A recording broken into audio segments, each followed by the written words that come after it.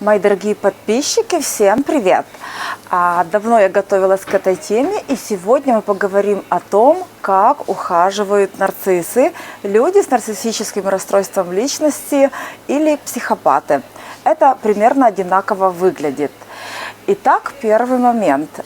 Прежде чем начать ухаживать, нарцисс-психопат очень тщательно вас изучает. О вас получает максимально много информации. Есть социальные сети, Инстаграм, Фейсбук, Ютуб и прочие социальные сети, благодаря которым можно о человеке узнать очень-очень много всего. Ваши хобби, ваши предпочтения в жизни, ваши ценности и много-много всего интересного. После того, как вас тщательно изучили, нарцисс-психопат берется за действия. Он начинает как-то вас увлекать. А как можно увлекать? Можно увлекать, исходя из ваших потребностей. То есть, исходя из ваших потребностей, нарисовывается морковка. Этот процесс увлечения жертвы очень интересный. То есть, я наблюдала за этим, потрясающе просто. Сюда в ход идут все, там и ложь, бесконечная ложь, и манипуляции, и когнитивные искажения. Что такое когнитивное искажение? Это заставить ваш мозг работать в нужном для того человека направлении. Как действует нарцисс? Нарцисс в начале отношений очень так вас идеализирует. Задаривает подарками, говорит очень много приятных вещей. Вы просто на 10-м небе от счастья. Но после того, как нарцисс-психопат вас тщательно изучил, он входит в подстройку. Через какой-то момент вам покажется, что вы встретили человека своей мечты.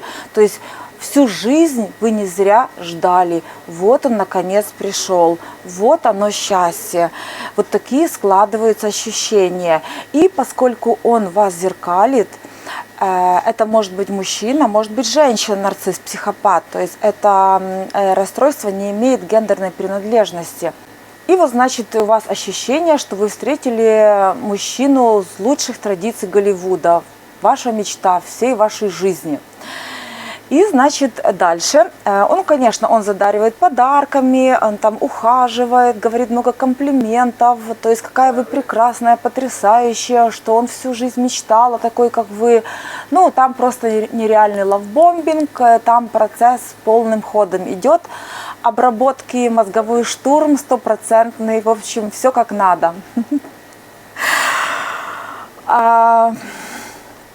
Это, кстати, знаете, как здесь заметно, что это нарциссы-психопаты, это очень так интенсивно. Интенсивно, то есть тут подарки, много слов, могут вам звонить 24/7 и писать, и стараются постоянно быть с вами на связи, то есть они заполняют пространство в вашей жизни. И вы настолько привыкаете, что вы даже какие-то свои вот планы уже там отодвигаете. Вот он как бы поселяется, вот такой занимает плацдарм, большую часть территории вашей жизни своим вот присутствием, звонками, смс-ками, доброе утро, как ты, туда-сюда, доброй ночи и так далее. Вот. Когда нарцисс, психопат чувствует, что вы уже глубоко на крючке, что вы уже увлеклись, уже процесс начался, что вы уже как бы готовенькая, начинается такой процесс отдаления. Но если он в начале отношений отвечал буквально через несколько секунд, то здесь может он ответить там через 5 минут, через полчаса, через час, и у вас уже такие чувства. Ой, что же может случилось? Может, как-то вы начинаете переживать. Тут идет уже маленькая амплитуда эмоциональных качель. Потом, значит, он может исчезнуть на более длительное время. И это серьезный удар по психике, по эмоциональному состоянию человека. Почему? Потому что зарождается такой, знаете, вопрос внутри. Что-то, может, было не так, что-то, может, я сделала не так, может быть, что-то сказала не так. И у вас, вместо того, чтобы наслаждаться жизнью, у вас начинается процесс самокопания. А нарцисс-психопат сидит в это время и просто довольный от счастья. Если нарциссу нужно только ваш ресурс, там, похвала, восхищение, признание, чтобы вы хлопали в ладошки и полностью душой и телом принадлежали только ему, то психопату нужен еще и психоэмоциональный ресурс. То есть главный ресурс психопата – это ваш психоэмоциональный ресурс. То есть главным образом это ваша основная жизненная сила. Бывают еще моменты, что девушка или мужчина думает, что вот я настолько эмпатичен, настолько наполнен любви, настолько я хороший, настоящий, порядочный человек, что вот я сейчас дам вот эту любовь этому нарциссу, психопату, залечу его раны погрешности, и вот у нас будет такая идиллия, такая любовь, в общем, будет все хорошо. Ничего хорошего не будет, к сожалению. Психопатия – это патология в лимбической системе коры головного мозга. Ну а нарциссизм, там ученые очень спорят, потому что есть большая предрасположенность. Это неправильное воспитание где-то до 4 лет. То есть ребенку наносится очень серьезная травма. Что вас ждет в отношениях дальше?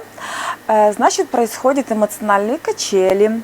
Потом вам захочется выяснить отношения, и будет какой-то такой некий газлайтинг, перекладывание ответственности. То есть вашу реальность будут искажать, и вы все время будете виноваты.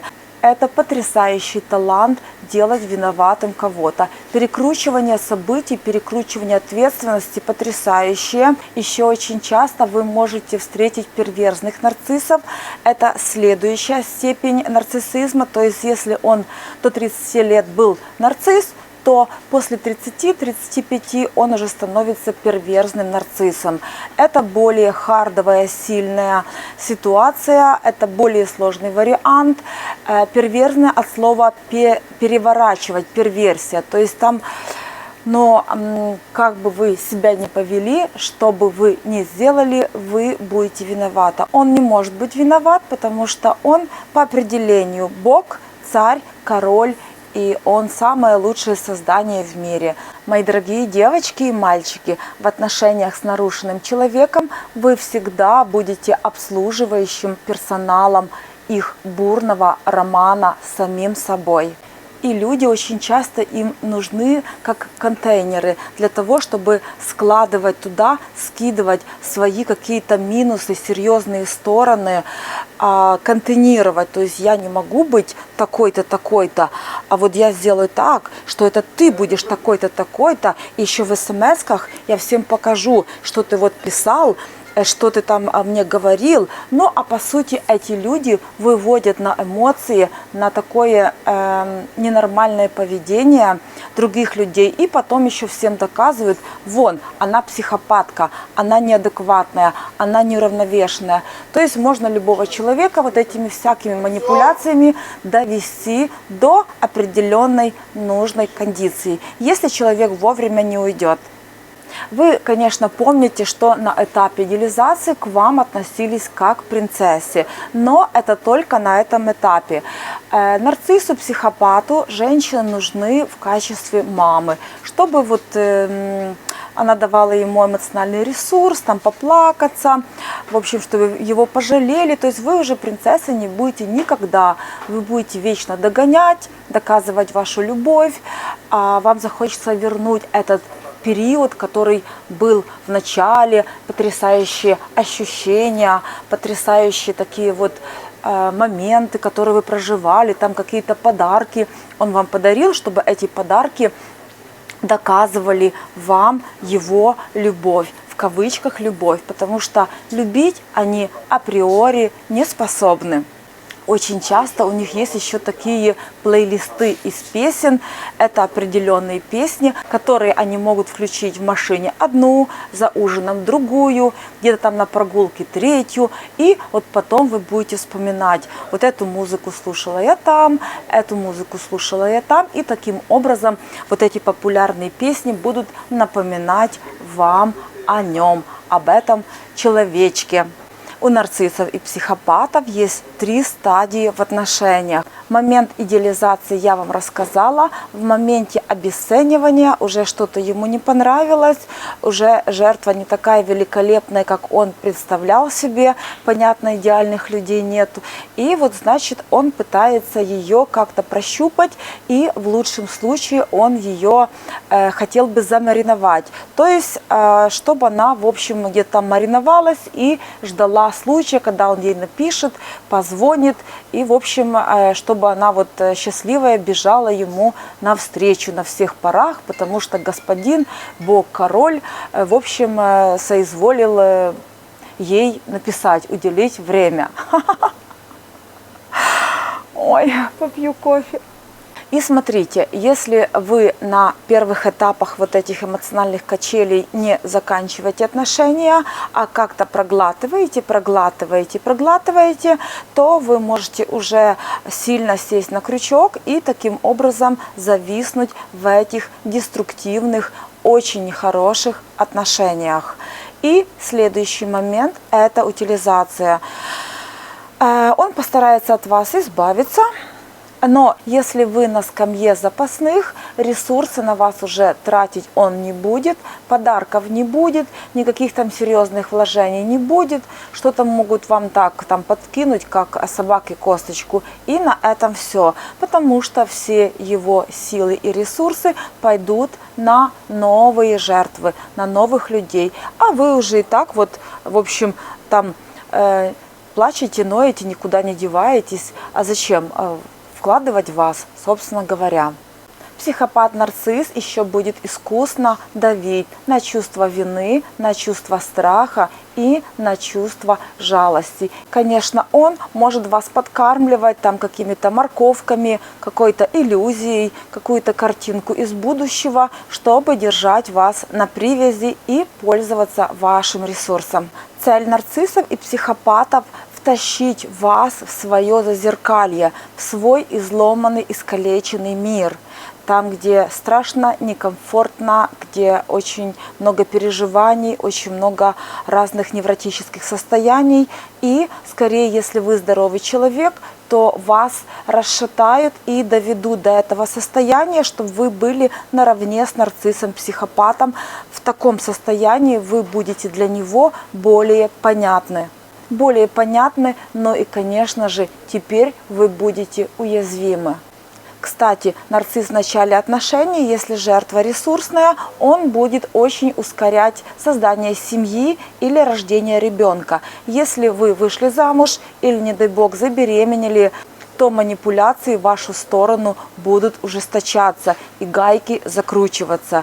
И когда он почувствует, что вам уже некуда деться, вы зависимы и материальны, вот тогда вы увидите самое настоящее лицо этих чудовищ. Эти люди не обладают ни эмпатией, ни сочувствием, ни сопереживанием. Там просто черная бездонная дыра, там даже не квадрат Малевича, там какая-то нелепая пустота, в которую нужно закидывать и закидывать ресурсы, всякие комплименты бесконечно от многих людей. И все равно эта рептилия будет ненасытна.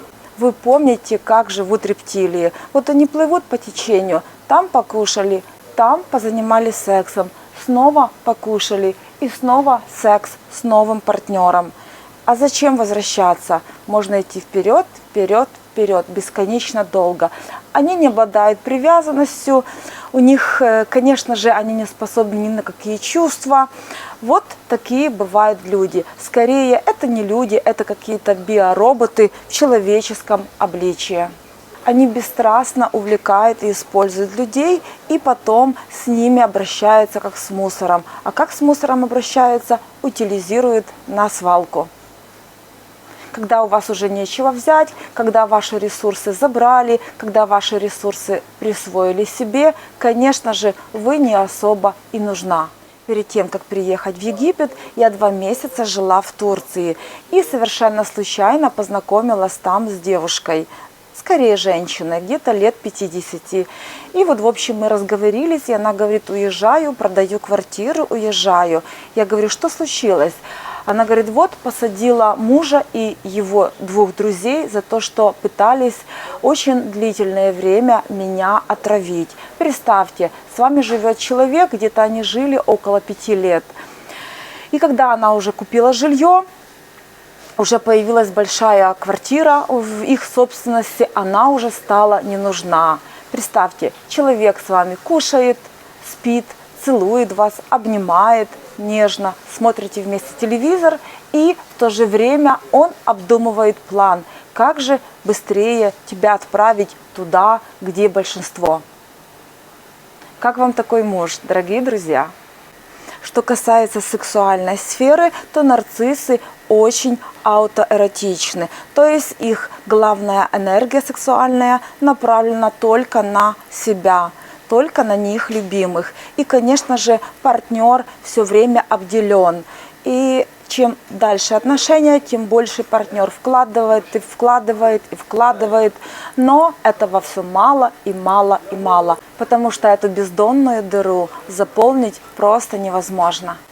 Мои дорогие подписчики, надеюсь, видео вам понравилось. Если вам будет интересно, то в следующем видео я расскажу, что происходит с жертвами нарциссов и психопатов. Вы мне напишите, будет вам это интересно или нет, потому что для каждого видео я, конечно же, готовлюсь. Ну что ж, я буду с вами прощаться. Подписывайтесь на мой канал, ставьте лайки, пишите комментарии. Задавайте мне вопросы, я всегда отвечаю, вы это знаете. И, конечно же, нажимайте на колокольчик, чтобы не пропустить мои новые видео. И до скорых встреч, мои дорогие подписчики. Пока-пока.